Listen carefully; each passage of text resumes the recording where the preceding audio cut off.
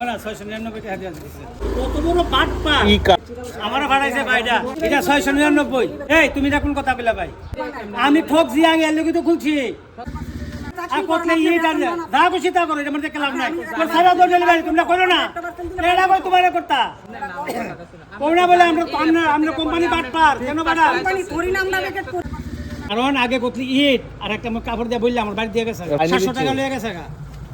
তো ভিডিওটা দেখে আপনারা বুঝতেই পারছেন যে অনলাইন ফ্রড আবার একটা ধরা পড়লো। আমাদের একজন দাদা, তো উনি একটা ব্লেজার অর্ডার করেছিলেন। তো অনলাইনে ব্লেজার অর্ডার করার পর উনার এসেছিল একটা ছেঁড়া একটা ব্লেজার। তো আনবক্সিং করার পর ডেলিভারি বয়কে যখন বলা হয় এটা ছেঁড়া কেন, ডেলিভারি বয় বলছে এটা আমি জানি না, এটা থার্ড পার্টি, এসব বলছে।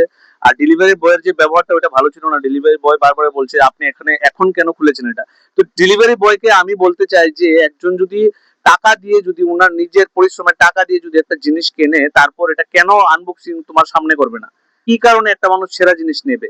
কি কারণে টাকা দিয়ে ওই মানুষটা প্রতারণার শিকার হবে? তো এই অনলাইন ফ্রড, এই অনলাইন প্রতারণার শিকার হাজার হাজার মানুষ হচ্ছে। আপনারা সাবধান হয়ে যান, অনলাইন থেকে জিনিস কেনার সময় খুবই সাবধান হন। আর এই দাদা আগেও একটা অর্ডার করেছিল 700-800 টাকা দিয়ে, তখন উনার ঘরে এসেছিল অনেকগুলি ইট। তো এটা প্রায় প্রতিনিয়ত হচ্ছে। আপনারা অনলাইন থেকে মোবাইল বা যাবতীয় জিনিস কেনার সময় সাবধান থাকবেন। আমি রেকমেন্ড করবো আপনারা ডাইরেক্ট দোকান থেকে কিনুন। ধন্যবাদ। আপনারা জাগুন আর সবাইকে জাগান, এই বিষয়ে সবাইকে বার্তা দেবেন। ধন্যবাদ।